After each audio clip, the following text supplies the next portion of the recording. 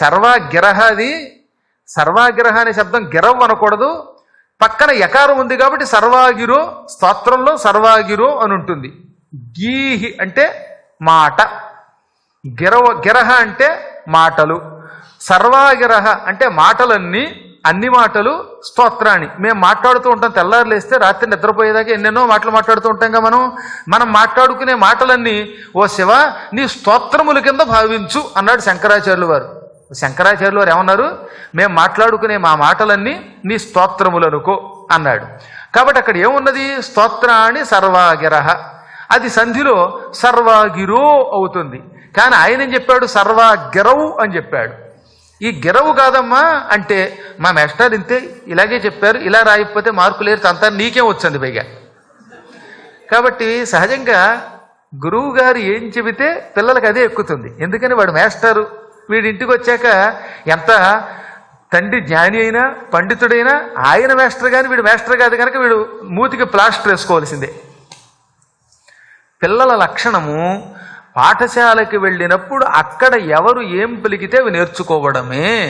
కాబట్టి ఇతరుల శిశువులు ఎవరో వీడికి ఈ విష్ణువుకి సంబంధించిన మాటలు నేర్పారు, లేదా ఏకాంతంగా గురువులే చెప్పారో అనుకుని వెంటనే కొడుక్కేసి తిరిగి మధ్యలో గురువు గారికేసి ఇలా చూసేట గుర్రుగా ఆయన హడిలిపోయి అన్నాడు. అంటే అసలు నోట మాటే రాలేదు, అసలే ఆయన వణికిపోతున్నాడు గురువు గారు. ఈ శిష్యుడు ఇలా అనగానే ఈ దెబ్బతో నా ఉద్యోగం పోవడమో పోవడమో పోతుందిరా బాబు అని ఆయనకి భయం. ఆ టైంలో గురువు గారు ఏమన్నా చెప్పారా అన్నట్టుగా ఇలా చూడగానే ఆ గురువు గారికి మతిపోయి ఏం చేయాలో తెలియక చెవులు పట్టుకుని, ముక్కు పట్టుకుని, నోరు పట్టుకుని కుక్కేసుకున్నట్ట, ఇలా చేతులు జోడించేట. అప్పుడు విషయం అర్థమైంది ఆయనకి. అయినా కొడుకుని అడగాలి కదా, అందుకని అన్నాడు, నాకుంజోడగ చోద్యమయ్యడి గదా నా తండ్రి ఈ బుద్ధి తా నీకును లోపలతో చెన్నో పరులు దుర్నీతుల్ పఠింపించిరో ఏకాంతంబున భార్గవుల్ పలికిరో ఈ దానవ శ్రేణికిల్ వైకుంఠుండు కృతాపరాధుడతనిన్ వర్ణింపనీకేటికిన్. నాయన నాకు చాలా చిత్రంగా ఉంది నీ వైఖరి, నువ్వు మాట్లాడే మాటలు నాకు చాలా ఆశ్చర్యం కలిగిస్తున్నాయి. ఈ బుద్ధి తనంత తానే నీకు పుట్టిందా? నారాయణ నారాయణ అంటూ అడవికెళ్ళి తపస్సు చేసుకోవడం మంచిదని, ఇల్లనే చీకటి నూతిలో పడకూడదని, ఇతరులను ద్వేషించకూడదని, అందరినీ సమానంగా చూడాలని, అందరూ విష్ణు స్వరూపులని పలికేవే ఈ బుద్ధి నీకు తనంత తాను పుట్టిందా? లేక ఎవరైనా చిన్నపిల్లలు దుర్మార్గులు నీకు లంచం ఇచ్చి ఇలాంటి బోధ చేశారా? రాజకీయ నాయకులకున్న పెద్ద బాధ ఏమిటంటే శత్రువులు పిల్లలు పాడి చేసి తండ్రి మీద ఉసుగొలుపుతారు. అలా ఎవరైనా నాతో రాజకీయంగా విభేదించి నన్ను పడగొట్టడానికి నిన్ను పావుగా వాడుకుని నీకు విష్ణువు యొక్క కథలు చెబుతున్నారా? లేక ఏకాంతంగా ఈ భార్గవులు, ఈ గురువుగారి కొడుకులు నీకేమైనా చెప్పారా? నా సొమ్ము తిని, నా జీతం తిని ప్రతిపక్షానికి సంబంధించిన చదువులు చెప్పారా? చెప్పు. ఈ దానవులందరికీ, రాక్షసులందరికీ వైకుంఠుడు అపరాధాలు చేసినవాడు, మనకెన్నో అపరాధాలు చేశాడు, మన వాళ్ళని చంపాడు, మనకి శత్రువు, అతన్ని వర్ణించకూడదు నాయన. మనం ఎంతసేపు బ్రహ్మని పొగడాలి, శివుణ్ణి పొగడాలి, లేదా నీకు శరీరం ఇచ్చిన నాన్నగారిని నన్ను పొగడాలి, లేదా కళ్ళు మాంసం వీటిని పొగడాలి. ఓహో కళ్ళు నిన్ను తాగితే నాకు ఫుల్లు అంటూ ఏదో వాగాలి తప్ప వాటిని వర్ణించక వైకుంఠుణ్ణి వర్ణించడం ఏమిట్రా? అతడు మనకి విరోధి, తప్పు కదా అనగానే అప్పుడు ఆయన ఏమన్నాడు, ఈ గురువులు చెబితే వస్తున్నానన్న, నాకు పుట్టుకతోనే వచ్చిందన్నాడు. మనం దేవతల్ని తన్ని తరిమెయ్యాలి, లేదా ఇంద్రుణ్ణి కింద పారేసి పేక మీద అడుగేసి తొక్కాలి. బాగా హరిస్మరణ చేసే భక్తులుంటారే, అటువంటి భక్తుల నాలుకలు చీలికలు చెయ్యాలి. అప్సరసల నృత్యం చూడాలి, మద్యం తాగాలి, ఇంకా రకరకాల పనులు చెయ్యాలి. అవన్నీ చెయ్యకుండా హరియంచున్ గిరియంచునేడ చలమో హాంధొండవై పుత్రక కుమార హరి గిరి అని పలికి పాడైపోతావెందుకురా? నా మాట విను. ఈ హరి గిరి అనడానికి లేదు, విష్ణుడు గిష్ణుడు అనడానికి వీలు లేదు. నిందాగర్భంలో గీ అని చేరుతుందన్నమాట. అందుకని హరి లేదు, గిరి లేదు, విష్ణువు లేదు, గిష్ణువుడు లేడు, నారాయణ లేదు, గేరాయణ లేదు. మాని అనగానే ప్రహ్లాదుడు వాళ్ళ నాన్నగారికేసి సూటిగా చూడకుండా తండ్రితో ముఖాముఖి మాట్లాడటం ఇష్టం లేక, తండ్రిని వ్యతిరేకించడం ఇష్టం లేక, అలాగని తండ్రి పలుకుతున్న పలుకులు వినడం అసలు ఇష్టం లేక గురువులకేసి తిరిగాడు. తిరిగి ఏం చెప్పమంటారు, నా మనస్సు ఎప్పుడు విష్ణువు మీదే ఉంటుంది. అజ్ఞానంలో పడినవాడు విష్ణువుని శరీరాన్ని ధరించిన ఒక మామూలు మానవుడిగా భావిస్తాడు. విష్ణువు అంటే మనలాంటి శరీరధారి కాదు. ఆయన మనకి వ్యతిరేక అసలే కాదు. అసలు ఆయనకి శత్రువులు ఎవరు, మిత్రులెవరు? అజ్ఞుల్ కొందరు మేము తామనుచు మాయంజంది. అజ్ఞుల్ కొందరు మేము తామనుజు మాయంజంది సర్వాత్మకుల్ ప్రజ్ఞాలభ్యువరాన్వయ క్రమములం భాషంపగా నేరరు. ఆ జిజ్ఞాసా పథమందు జిజ్ఞాసా పథమందు మూఢులు గదా చింతింప బ్రహ్మాది వేదజ్జుల్ తత్పరమాత్మ విష్ణునితరుల్ దర్శింపగా నేర్తురే. నాన్న, కొంతమంది జ్ఞానం లేక ఈ చరాచర జగత్తంతా పరమాత్మ అని గ్రహించలేక అజ్ఞానులై మేము వేరు ఇతరులు వేరు అనుకుంటారు. దీనికి మాయ అని పేరు. మాయ యొక్క లక్షణం ఏమిటంటే కొందరిని చూస్తే నా వాళ్ళు అనిపిస్తుంది, కొందరిని చూస్తే పరాయి వాళ్ళని ద్వేషించబుద్ధేస్తుంది. అప్పుడు ఏమవుతుంది, దానివల్ల విష్ణువు మీద ద్వేషం కలుగుతుంది. ఒక దేవుణ్ణి పూజించి ఇంకో దేవుణ్ణి ద్వేషిస్తున్నామంటే అది మాయ. ఆయన విష్ణువు సర్వాత్మకుడు, అంత తేలికగా ఎవరికీ దొరకడు. ఇక్కడ ప్రహ్లాద కుమారుడు ఒక గొప్ప విశేషణం వేశాడు విష్ణువుకి. ప్రజ్ఞాలభ్యుడు అన్నాడు. అంటే దీనికి రెండు అర్థాలు. ప్రజ్ఞ అంటే తెలివి, లభ్య దొరికేవాడు, తెలివితేటలకు దొరుకుతాడు. ఈ జగత్తంతా విష్ణువే అని భావించే తెలివితేటలు కలిగిన వాడికి దొరుకుతాడని ఒక అర్థం. ప్రజ్ఞ అలభ్యుడు, విడదీస్తే సవర్ణ దీర్ఘ సంధి అయితే ప్రజ్ఞ అలభ్యుడు. అంటే ఈ తెలివితేటలకి, మన బోడి తెలివితేటలకి దొరకడు ఆయన. మనం ఎంత ప్రయత్నించినా మన తెలివితేటలతో పొందలేం. కానీ జగత్తంతా హరిమయం అనే తెలివితేటలుంటే దానికి దొరుకుతాడు. అటువంటి మహానుభావుడి యొక్క గుణములను వర్ణించడం ఎవ్వరూ చెయ్యలేరు, అంత తేలికగా ఆయన్ని వర్ణించలేరు. ఎంతెందుకు, పరమాత్ముడైన విష్ణువుని గురించి తెలుసుకోవాలనే ఒక గొప్ప మార్గం ఉన్నది. ఆ మార్గాన్ని బ్రహ్మాదులు కూడా తెలుసుకోలేకపోయారు. బ్రహ్మంతటి వాడే విష్ణువుని పొందలేకపోయాడు, వేదములు తెలుసుకున్నవాడు తెలుసుకోలేకపోయారు. అటువంటిది సామాన్యులైన ఈ గురువులో లేకపోతే నువ్వో ఇంకొకడో ఆయన గురించి ఏం తెలుసుకుంటారు? ఆయన గురించి తెలుసుకోవడం చాలా కష్టం. ఆయన తనంత తాను అనుగ్రహిస్తేనే మనకు ఆయన గురించి తెలుస్తుంది. ఆయన అనుగ్రహం ఉంటేనే ఆయన స్మరణ చేయగలుగుతాం. ఆయన అనుగ్రహం ఉంటేనే ఈ జగత్తంతా విష్ణుమయమని తెలుస్తుంది. ఆయన అనుగ్రహం లేకపోతే మనం ఏ పని చెయ్యలేం. కాబట్టి అంతటికీ ఆ పరమాత్మ అనుగ్రహం కావాలంటే మాట వరసకైనా ఆయన నామాన్ని ఉచ్చరించాలి, లేక వినాలి. ఇక నా మనస్సు ఎవరైనా చెప్పడం వల్ల మాత్రం విష్ణువుకేసి వెళ్ళలా, పుట్టుకతోటే వెళ్ళింది. అయస్కాంతం ఇనుము దగ్గరికి వెళ్ళగానే ఇనుము టక్కన అయస్కాంతానికి అతుక్కుపోతుంది. ఇనుము అయస్కాంతం దగ్గరికి వెళ్ళగానే ఏమవుతుంది? అలా అతుక్కుపోతుంది. ఇనుమయస్కాంత సన్నిధి నెట్లు భ్రాంతమగు హృషికేశు సన్నిధి ఆ విధమున కరగుచున్నది దైవయోగమున చేసి బ్రాహ్మణోత్తమా చిత్తంబు భ్రాంతమగుచు. ఇనుము అయస్కాంతం దగ్గరికి వెళ్ళగానే టక్కున అతుక్కుపోతుందే, అలాగే నా మనస్సనే ఇనుము శ్రీ మహావిష్ణువు అనే అయస్కాంతం దగ్గర అతుక్కుపోయింది. నేనే ఇనుము లాంటి వాడిని, పనికిమాలిన ఇనుమైనా అయస్కాంతం దగ్గరికి వెళ్ళగానే దానికి అతుక్కుంటుంది. ఆ మహావిష్ణువు నాలాంటి ఇనప ముక్కల్లాంటి వాళ్ళని ఆకర్షించే అయస్కాంత స్వరూపుడు ఆయన. ఆయన దగ్గరికి వెడితే భక్తి కలిగిన వాడు ఎవడైనా అతుక్కుపోతాడు, ఇక మళ్ళీ వెనక్కి రమ్మంటే రాడు.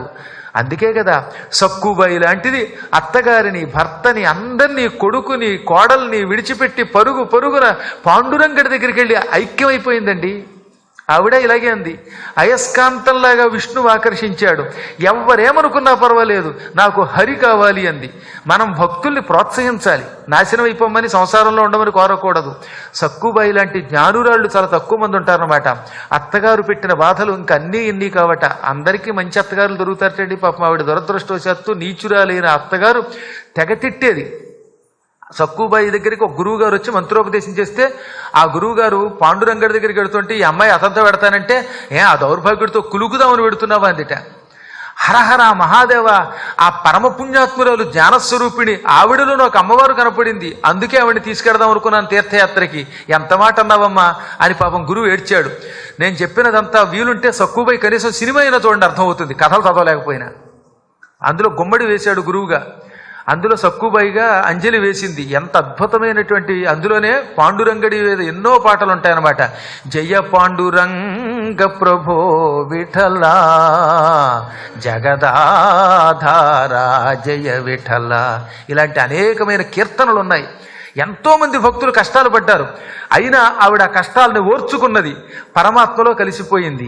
ఎందుకంటే పరమాత్మ ఒక పెద్ద అయస్కాంతం, మనలాంటి భక్తులు అనే ఇనప మొక్కల్ని ఆకర్షిస్తాడు. అక్కడికి వెళ్ళాక కరిగి అతుక్కుపోకుండా ఎవడు ఉండడు. ఆ కరిగిపోయి కలిసిపోయేటప్పుడు నిందలని పట్టించుకోం, దెబ్బలని పట్టించుకోం, లోకం గురించి పట్టించుకోరు. జ్ఞానులకి లోకం అంతా ఒక చిన్న పుల్ల ముక్క కింద లెక్క, పూచిక పుల్ల కింద లెక్క. దాన్ని విడిచిపెట్టి జ్ఞానాన్ని పొందుతారు. హత్య చేస్తామన్నా లేక ఇంకేమైనా చేస్తామన్నా, ప్రాణం పోతుందన్నా పట్టించుకోరు. నేను కూడా ప్రాణం పోయినా విడిచిపెట్టను, ఎందుకంటే ఆయన అంటే నా మనస్సు కరిగిపోతోంది దైవయోగం వల్ల. ఓ బ్రాహ్మణోత్తమ, గురుత్తమ, నా మనస్సు భ్రాంతం పొందుతున్నది, ఆయన దగ్గరికి వెడితేనే శాంతి పొందుతుంది. చింత వంత లేదా కమలాకాంతుడి దగ్గరికే వెడతాను నేను. ఇంకొక అత్యద్భుతమైన పద్యాన్ని ఇక్కడ పోతన గారు రాశారు. ఇలాంటి ఆణిముత్యాల లాంటి పద్యాలు భూలోకంలో ఒక్క పోతన లాంటి మహాకవి మాత్రమే రాస్తాడు. మందారమకరంద మాధుర్యమునదేలు మధుపంబువోవునే మదనములకు నిర్మల మందాకిని వీచికలదూగు రాయంత చనునే తరంగిణులకు లలిత రసాల పల్లవ ఖాదియై చొక్కు కోయిల చేరునే కుటజములకు పూర్ణేందు చంద్రికా స్ఫురిత చకోరకం బరుగునే సాంద్రనీహారములకు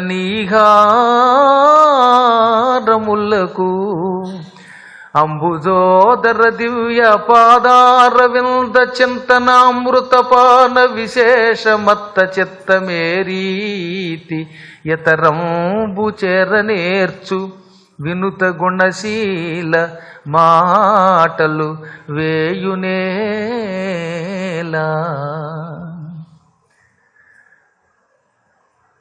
స్వర్గలోకంలో వైకుంఠంలో కల్పవృక్షాలు ఉన్నాయి.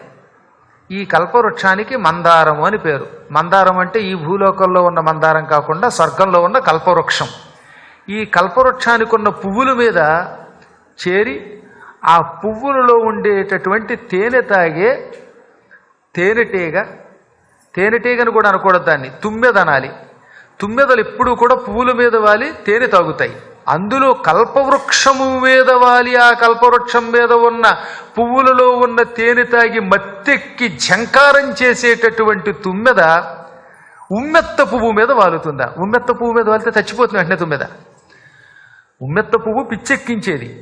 హాయిగా మందార పుష్పం మీద వాలి అందులో ఉన్న తేనె తాగేటటువంటి తుమ్మెద ఉమ్మెత్త మీదకు వస్తుందా? విష్ణు స్మరణ చేసేవాడు అది విడిచిపెట్టి బయటకు వస్తాడా? ఇంకో దాని మీద వాళ్తాడా?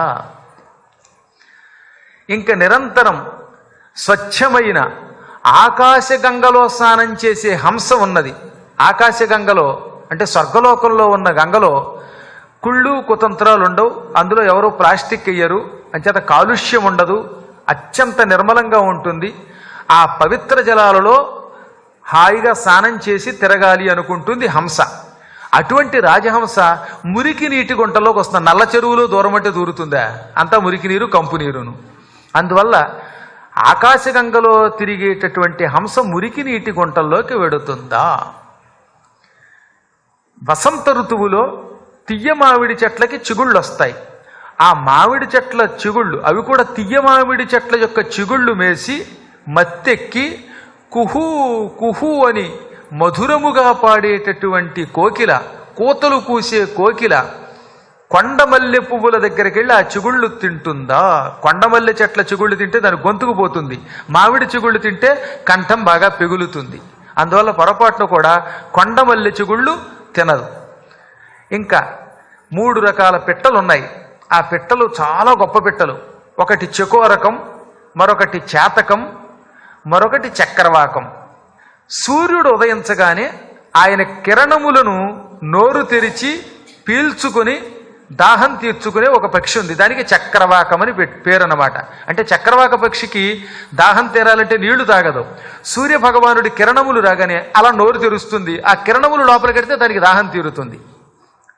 చేతకమని ఒక పక్షి ఉన్నది. అంటే దాన్ని తెలుగులో వానకారు కోయిల అంటారు. ఈ వానకారు కోయిల ఏం చేస్తుంది?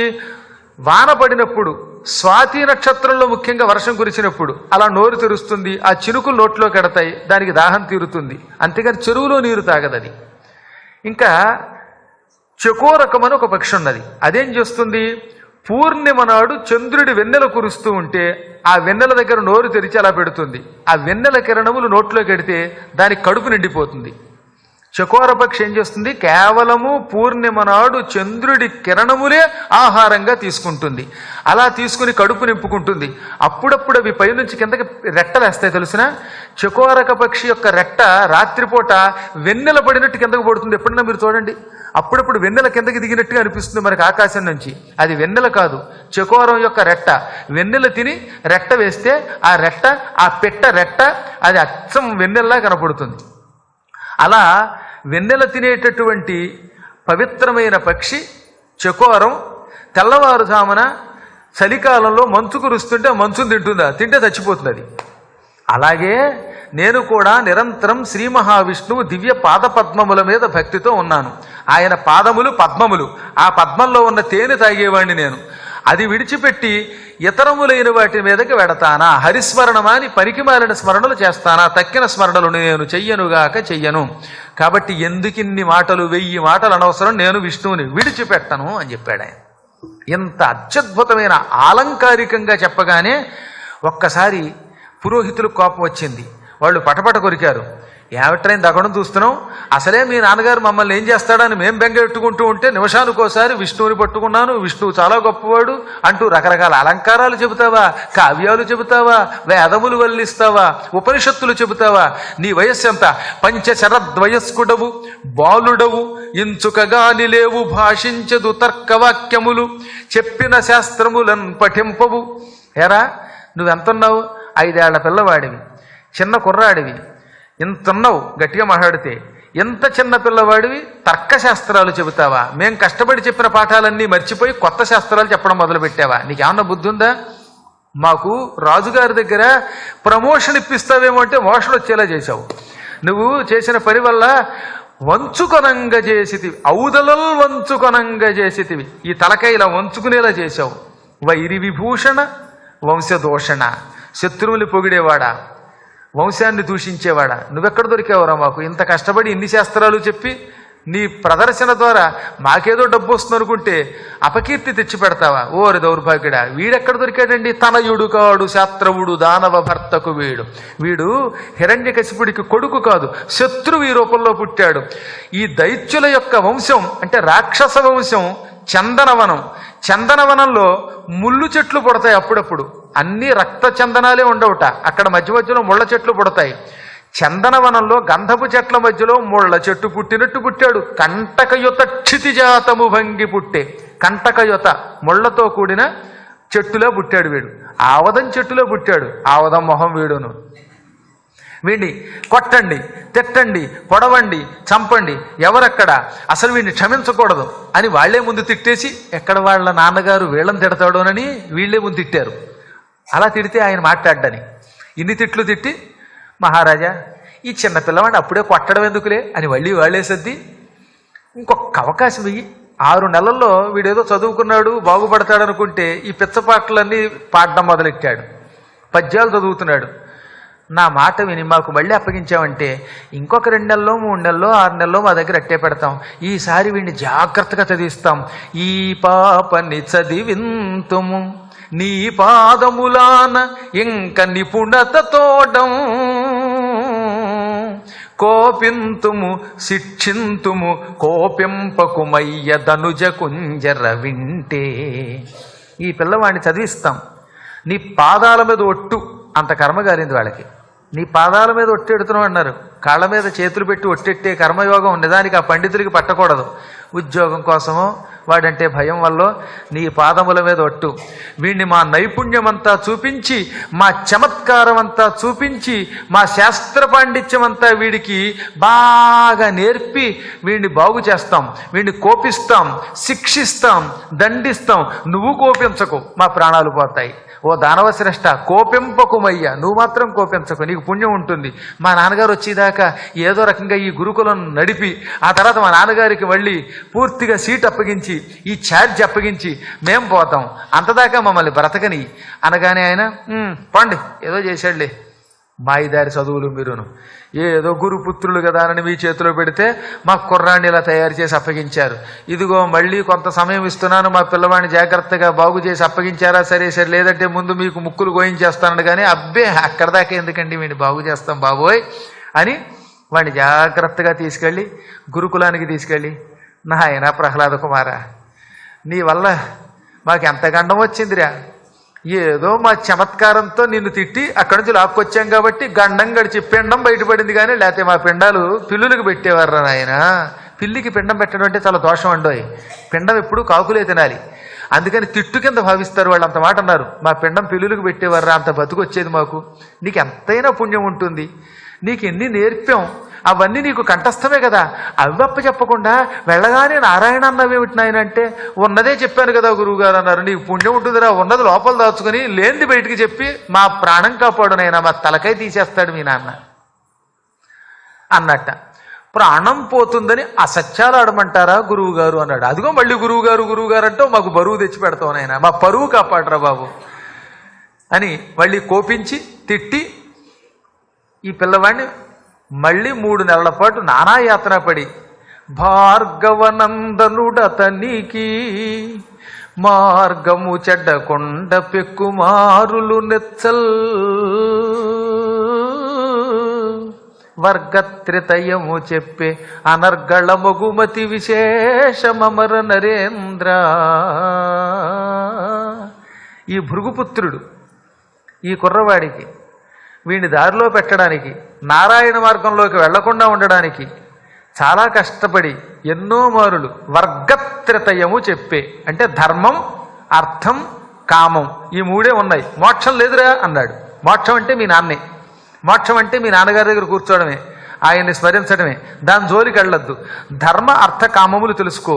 నీ ధర్మములు రాక్షస ధర్మాలు, ప్రజల్ని తన్నడం, అర్థం సంపాదించటం, కామం కోరికలు తీర్చుకోవడం, తెలివితేటలతో డబ్బుని ఎలా పెంచాలి, 10 రూపాయలతో 10 కోట్లు సంపాదించడం ఎలాగా, ఇవన్నీ తెలుసుకో.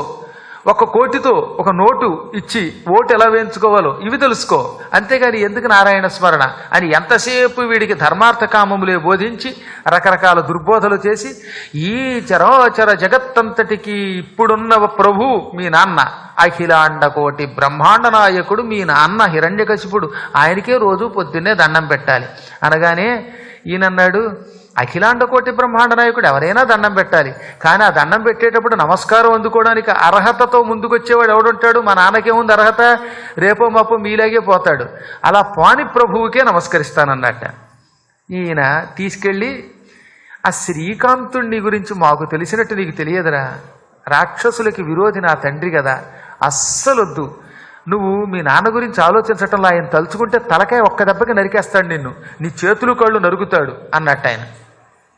శ్రీకాంతుని యొక్క అనుగ్రహం ఉంటే చింత లేదు, వంత లేదు అన్నాడు. మళ్ళీ ఎన్ని చెప్పినా ఇదే మాట, చింత వంత ఉండదు. ఎంత దయామతివయ్యా అనంత, ఎంత దయామతివయ్యా, సంతతము నిన్ను స్మరించు వారికి, సంతతము నిన్ను స్మరించు వారికి, చింతావంత కమలాకాంత, ఎంత దయామతివయ్యా. ఆయన పరమ దయాస్వరూపుడు. నిత్యం ఆయనని స్మరించేవాడికి రవ్వంత చింత ఉండదు, వంత ఉండదు. ఆ కమలాకాంతుడిని తలుచుకుంటానన్నట్ట. గురువుగారు చివరికి ఒక మాట చెప్పాడు. ఎప్పుడైనా భక్తి ఉంటే అది అంతర్ముఖం చేసుకోవాలి, పైకి వ్యక్తం చేయకూడదు. నీ లోపల లోపల నారాయణ అనుకుని మీ నాన్న దగ్గరికి వెళ్ళాక హిరణ్యకశిపే నమః అనే అన్నట్ట. పాపం గురువుగారి దగ్గర నేనేం మాట్లాడకుండా తలకే ఊపాడు. మొత్తం మీద 3 నెలలు గురువుగారు నానాయాతన పడి మళ్ళీ వీడికి హరిస్మరణ మానిపించాను అనుకుని మనస్సులో, వీడు మానేడు అనుకుని లోపల ఏం చేస్తున్నాడో తెలియక, ఆ తర్వాత గురువుగారినైన నేను మా సోదరుడితో కలిసి ఏ క్షణంలో ఏ వార్త వింటానో అని భయపడుతున్నాను. హిరణ్యకశిపుడు వీడిని పరీక్షిస్తాను, మళ్ళీ తీసుకురండి అని మాకు కబురు పెట్టకుండా బాగుండు అనుకున్నట్ట. హిరణ్యకశిపుడు కబురు పెట్టకుండా ఉంటే బాగుండును, వీడిని పరీక్షించకుండా ఉంటే బాగుండును. దేవుడా అని దండం పెట్టాడు. సరిగ్గా పొద్దునే భటులు వచ్చారు. వీడెన్ని మొక్కుకున్నా 2 భటులు వచ్చి, మా ప్రభువుల వారు, మన ప్రభువుల వారు, హిరణ్యకశిపుల వారు, సకల లోకేశ్వరులు, దానవ సార్వభౌములు, పిల్లవాడిని వెంట పెట్టుకుని మీ ఇద్దరిని రమ్మన్నారు. అనగానే, దేవుడా నీకు దండం పెట్టాం కదరా, ఇప్పుడే ఇలాంటి కబురు రాకూడదని వచ్చేసింది కబురు అని వణికిపోయి, మీరు వెళ్ళిరండి, మీ వెనక మేము వస్తాం అనగానే తొందరగా రావాల్సమంటే, ఓహో వస్తానరా బాబు, మీరు ముందు పడరా బాబు, మీరుంటే నాకు దడగా ఉంది అని వాళ్ళు పంపేసి ఆ గురుపుత్రులు పిల్లవాడిని బుజ్జగించి ఇక్కడి నుంచి డైరెక్ట్గా తీసుకెళ్తే ప్రమాదం అని లీలావతి దగ్గరికి తీసుకెళ్లారు. అమ్మ మీ కుర్రాడికి బాగా తలంటి స్నానం చేయించు, వాడి బుద్ధులన్నీ తొలగించు, అలంకారం చేయించు, మాకు అప్పగించమనగానే ఆవిడ ఆనందపడిపోయి స్నానం చేయించింది, తలంటింది, కుంకుడికాయ పులుసు వేసింది, షాంపూలు పోయకుండా. ఆ తర్వాత వాడిని అలంకారం చేయించింది. ఇప్పుడు ఈ కుర్రాడిని దగ్గరికి తీసుకుని, నాయనా నీకు పుణ్యం ఉంటుంది, చంటి పిల్లవాడివి, నీకు దండం పెడితే ఆయుక్షీణం, అందుకే మేము దండం పెట్టడం లేదు, నీ పాదాలు పట్టుకుంటాం. ఇప్పుడు మరి కాసేపట్లో మీ నాన్నగారి దగ్గరికి వెడుతున్నాం, అక్కడికి వెళ్ళాక మా మెడ మీద తల ఉండాలి, ఆ పని నీ చేతిలోనే ఉన్నది. త్రిప్పకు మతము, త్రిప్పకు మతము, దీర్ఘములైన విరోధి పాఠముల్, దీర్ఘములైన త్రివర్గ పాఠముల్ తప్పకు మల్నా. నేడు మన దైత్యవరేణ్యుని మ్రోల ఏముముల్ చెప్పిన రీతి కాని మరి చెప్పకు మల్నా. విరోధి నీతుల వెప్పకుమల్న దుష్టమగు విష్ణు చరిత్ర కథార్థజాలముల్. నాయనా ఎంతో కష్టపడి నీకు పాఠం చెప్పాం, ఆ మతాన్ని అంటే మేము నేర్పిన మా మతాన్ని అక్కడికి వెళ్ళాక తిప్పకు. మేము హరిమతం వద్దు, మీ నాన్న మతం నేర్పాంగా, మా మతమే ఆదివారం నాడు మా దగ్గరికి రమ్మని తెగ చెప్పాము నీకు, ఆ మతాన్ని తప్పకే. దీర్ఘమైన ధర్మ అర్థ కామములని 3 మర్చిపోకు. మనం ఎక్కడికి వెళ్ళినా ధర్మార్థ కామాలే చెప్పాలి. మా పాఠాలు పొరపాటున మర్చిపోక, నీకు పుణ్యం ఉంటుంది. ఇప్పుడు మహారాజు గారి దగ్గరికి వెళ్ళగానే మేము తలకాయ వంచుకునేలాగా చెయ్యకు, మేము చెప్పినట్టు చెప్పు తప్ప నీ సొంత పెత్తనంతో మళ్ళీ మన విరోధి అయిన ఆ విష్ణువు గురించి చెప్పకు. ఆయన కథలు పురాణం ఎప్పకు. ఆ పురాణం పద్మాకర్ గారు చెప్పుకుంటారు, గుంటూరు వాళ్ళు వింటారు, మొత్తం భారతదేశం వాళ్లే కాక అమెరికాలో ఉన్నటువంటి వాళ్ళు కూడా వింటారు. అంతేగాని నువ్వు మాత్రం చెప్పకు నాయన. నువ్వు చెబితే వినడానికి మీ నాన్నగారి దగ్గర ఆడియన్స్ లేరు, ఆయన ముందు పేక తీసేస్తాడు. అందుకని విరోధి నీతులను వెప్పకు, దుష్టమగు విష్ణు చరిత్ర కథార్థజాలములు, ఆ దుష్టమైన విష్ణువు యొక్క కథార్థాన్ని చెప్పద్దు, మా మాట విను అని పరిపరిమితాలుగా బతిమాలి గడ్డం పుచ్చుకొని బాంబాలాడు. ఆ తర్వాత పిల్లవాడిని మెల్లగా నడిపించుకుంటూ తండ్రి దగ్గరికి తీసుకెళ్లారు. దానవరాజు గారు సింహాసనం మీద ఠీవిగా కూర్చునున్నాడు, పక్కన మంత్రులున్నారు, ఇంకా వీరులైన భటులున్నారు, ఆయన సోదర పుత్రులున్నారు, ఎంతోమంది హేమాహేమీలున్న అద్భుతమైన సభ అది. ఆ సభలోకి దూరం నుంచి ప్రహ్లాదుణ్ణి గురువులు తీసుకొస్తూ ఉంటే సభాభవనంలోకి అడుగు పెడుతున్న బాలకుడు ఎలా ఉన్నాడు? అడుగడుగునకు మాధవాను చింతన సుధా మాధుర్యమున మేను మరచువాని అంభోజ గర్భాదులు అభ్యసింపగలేని హరిభక్తి పుంభావమైన వాణి మాతృగర్భము సొచ్చి మన్నది మొదలుగా చిత్తమచ్యుతు మీద చేర్చువాని అంకించి తనలోన అఖిల ప్రపంచంబు శ్రీ విష్ణుమయమని చలగువాని వినయ కారుణ్య బుద్ధి వివేక లక్షణాది గుణముల కాటపట్టయినవాని శిష్యు బుధలోక సంభావ్యు చీరి గురుడు ముందరికి ద్రొబ్బి తండ్రికి మ్రొక్కుమనుచూ. ఇప్పుడు వస్తున్న కుర్రవాడు ఎటువంటి వాడు? వాడి మొత్తం స్వరూపమంతా ఈ పద్యంలో చెప్పారు. ఆయన అడుగు తీసి అడుగు వేస్తూ తండ్రి దగ్గరకు వెడుతున్నాడు. కానీ ఈ కాలు ఎత్తి ఇంకో చోట వేసేలోపు, అంటే అడుగు తీసి అడుగు వేస్తున్నప్పుడల్లా హరి, మాధవ, ముకుంద, గోవింద అంటూ స్మరించి ఆ స్మరణ వల్ల వచ్చే అమృతం తాగి ఆనందంతో శరీరం మర్చిపోతున్నాడు. శరీరం పరవశత్వం పొందుతోంది. అలా హరిస్మరణతో పులకించిపోతున్నవాడు ఆయన. బ్రహ్మదేవుడి వంటి వాళ్ళు కూడా శ్రీ మహావిష్ణువుని ఎంత భక్తితో ఎప్పుడూ పూజించలేకపోయారు. అంటే బ్రహ్మాది దేవతలకి కూడా లభించని విష్ణు భక్తి ఒక పురుష రూపం ధరించింది. ఆ పురుషుడు ప్రహ్లాదుడు. ప్రహ్లాదుడు ఒక పురుష రూపం ధరించిన భక్తి అట. విష్ణు భక్తి ఆ రూపంలో ఉన్నది. ఆ విష్ణు భక్తి కూడా సామాన్య విష్ణు భక్తి కాదు, బ్రహ్మాది దేవతలకి కూడా లేనటువంటి భక్తి అన్నమాట. అంతటి గొప్ప భక్తి ప్రహ్లాదుడు అయ్యిందా అన్నట్టుగా ఉన్నాడు ఆయన.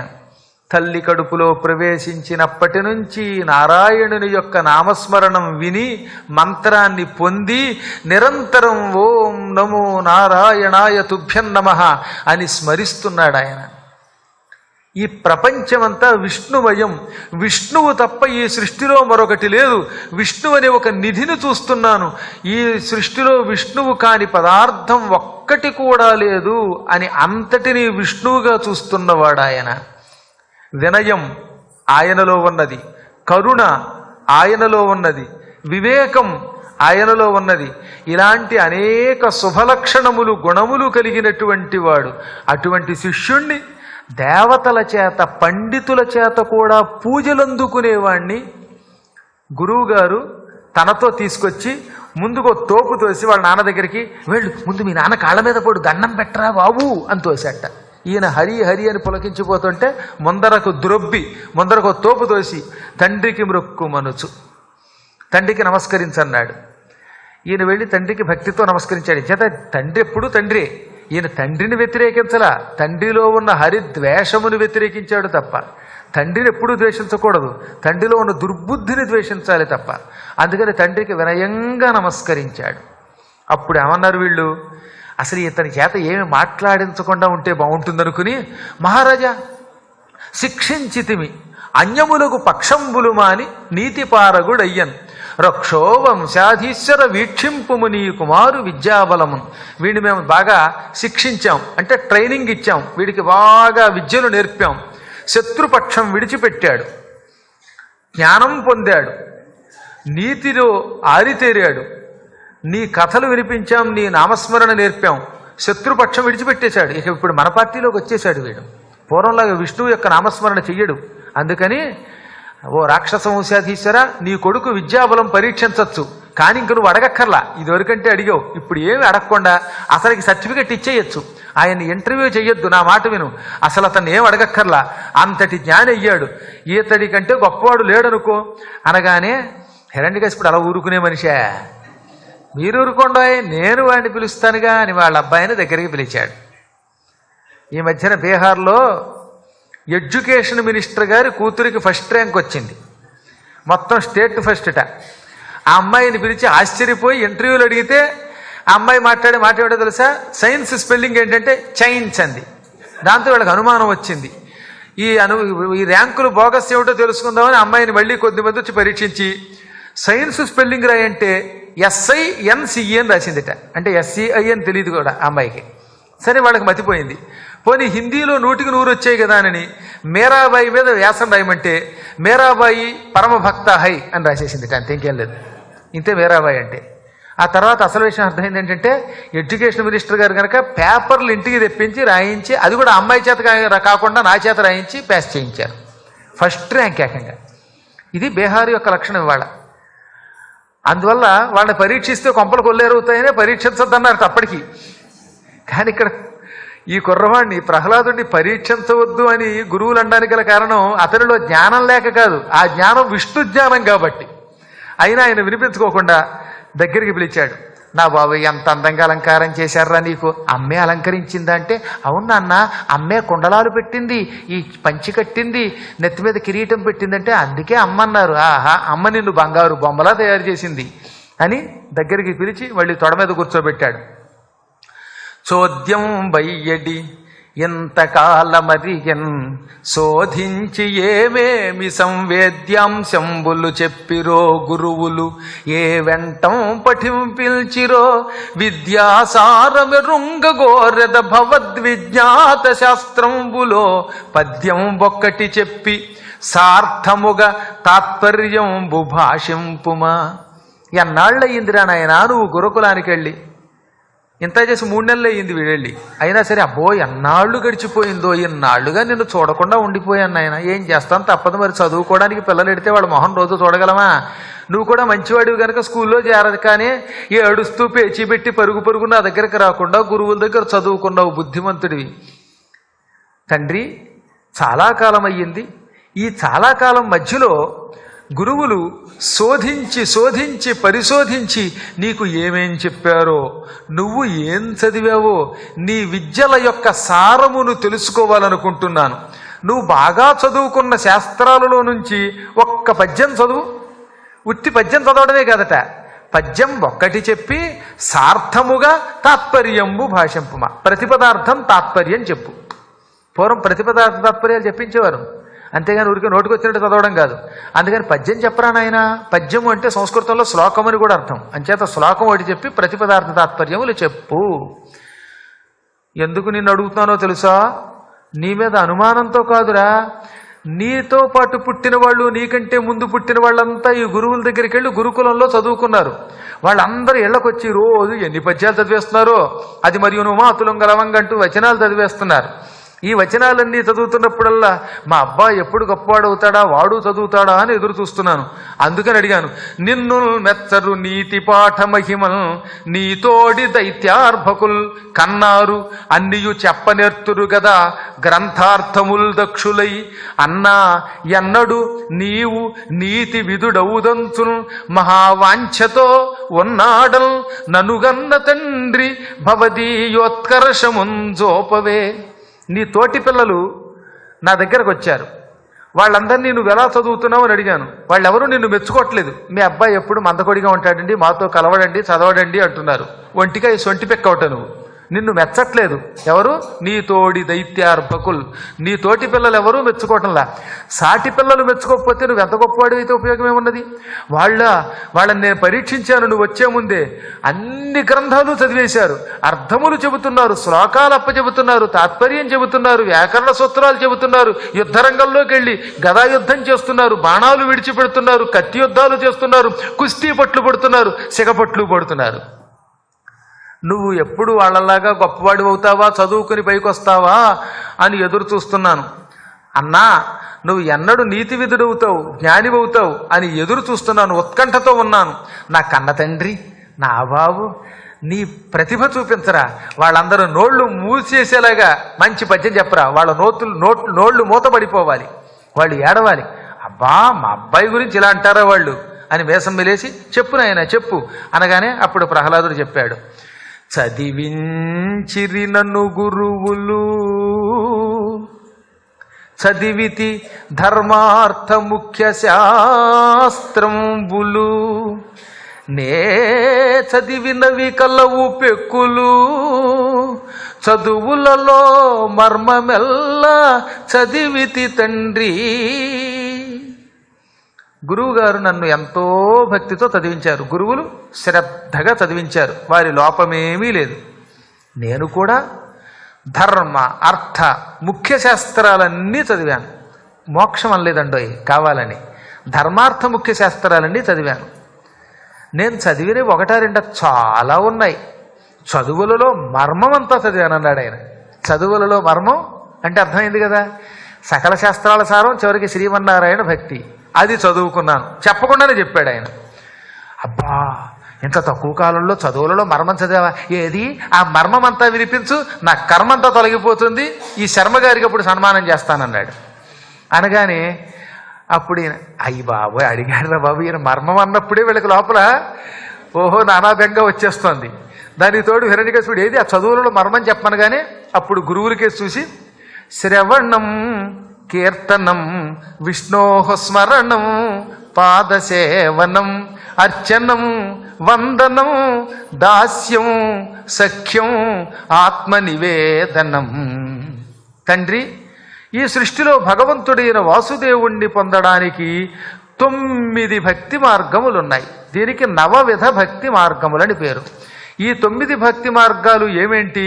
శ్రవణం, భగవంతుడైన కథలని శ్రద్ధగా వినుట. అంటే ఇప్పుడు మీరు చేస్తున్నది ఏమిటనమాట? 9 భక్తి మార్గాల్లో మొదటిది వినుట. మీరంతా ఫస్ట్ క్లాస్ పర్సన్స్ కాబట్టి శ్రవణం చేస్తున్నారు. రెండవది కీర్తనం, పొగడడం. నారాయణ వాసుదేవ అని కథలు చెప్పడం కానీ లేదా పాటల రూపంలో పాడడం అన్నమాట. ఈ విధంగా భగవంతుణ్ణి సంకీర్తన చెయ్యాలి. ఇది రెండవ భక్తి. తర్వాత మూడోది స్మరణ, లోపల నారాయణ స్మరణ చేసుకోవాలి. పాదసేవనం, శ్రీ మహావిష్ణువు యొక్క పాదాలని గట్టిగా పట్టుకుని ఆయన సేవ చెయ్యాలి. 5వది అర్చనం, పూజ చెయ్యాలి. 6వది వందనం, నమస్కారం చెయ్యాలి. 7వది దాస్యం, అంటే ఆయనకి ఒక సేవకుడిలాగా సేవలు చెయ్యాలి. ఆ తర్వాత ఏమిటి? సఖ్యం, ఆయనతో స్నేహం చెయ్యాలి. ఆఖరిది 9వది ఆత్మనివేదనం, తనని తాను సమర్పించుకోవాలి. నాన్న మళ్ళీ నీకు అనుమానం రావచ్చు, ఇవన్నీ ఎలా కుదురుతాయి ఆయన కనబడ్డ కదా అని. దానికి ఒక మంచి మార్గం భగవంతుడే చెప్పాడు. భగవంతుడి కథలు వినేటప్పుడు భగవంతుడు ఎదురుగుండా ఉండక్కర్లా, ఆయనని అనుభవిస్తూ ఆయనకి సంబంధించిన లీలలు, భాగవత కథలు. ఉదాహరణకి హిరణ్యాక్షుడి వరాహ రూపంలో చంపాడు కదా విష్ణుమూర్తి బాబాయి గారిని. ఆ కథలు ఉన్నాయే, వాటిని పద్మాకర్ గారు చెబుతూ ఉంటే ఆహా ఆహా అంటూ ఆనందంతో నిద్రపోకుండా వినాలి. మళ్ళీ నిద్రపోతూ వినకూడదు. అది శ్రవణం. మొదటిది వినుట. ఇంకా కీర్తనం, ఎక్కడికి వెళ్ళినా ఆయన మీద రకరకాల పాటలు పాడుతూ ఉంటే మైకి ఇవ్వగానే ఇంకేముంది, వాసుదేవ హరి వాసుదేవ అని మనకు తోచిన కంఠంతో పాడడం. ఇక స్మరణ చెయ్యటం, నిద్రపోతున్నా పడుకుంటున్నా తాగుతున్నా నారాయణ పరంధామ అనుకుంటూ ఆయనకి సంబంధించిన ఏదో ఒక మంత్రమో నామమో స్వీకరించి స్మరించాలి. పాదసేవనం, నాకంటే విష్ణువు కనబడ్డాడు కనుక కాళ్ళకి దండం పెట్టి సేవ చేయగలిగాను. కానీ అందరికీ విష్ణువు కనబడ్డగా అప్పుడు ఎలా సేవ చేస్తాం? విష్ణు పాద సేవ అంటే ఇప్పుడు కృష్ణుడి యొక్క విగ్రహం ఉన్నది, ఆ విగ్రహం దగ్గరకు వచ్చి దండం పెట్టి పాదాలకి దండం పెట్టండి, అది ఆయన పాదసేవే. ఆయనకి మెడలో ఒక దండ వెయ్యండి, అది ఆయనకి పాదసేవే. గురువు గారి కోసం ఒక పూలమాల మెడలో అల్లండి, అది ఆయన పాదసేవే. ఇలా విష్ణువు యొక్క భక్తుల సేవ కూడా విష్ణు పాదసేవయే. కాబట్టి ఆయన భక్తులకి సేవ చేయటమే. గుడి తొడవండి, అది పాదసేవ. గోసేవ తొడవండి, అది పాదసేవ. గురువు గారికి బట్టలు తీపెట్టండి, ఇప్పుడు కాదు, ఇంటికి వెళ్ళకి ఇప్పాక, ఇప్పుడు పీకేసి ఉతకమని కాదు, అదొక గొడవ. ఉతకడానికి వచ్చేసారు ఒకళ్ళు, అందుకని నన్ను ఉతకడం కాదు, నా బట్టలు. ఇలా బట్టలు తీపెట్టండి, ఇది విష్ణు పాదసేవే. ఈ విధంగా విష్ణువు యొక్క పాదసేవ చెయ్యాలి. అర్చనం, ఆయన్ని పూజించటం, ఆయన విగ్రహాన్ని లేక ఆయననే డైరెక్ట్గా ఎదురుగుండా కూర్చుని పువ్వులతోటో ధూపంతోటో దీపంతోటో షోడశోపచారాలతో ఆ భగవంతుణ్ణి పూజించాలి. ఇక ఆయన విగ్రహానికి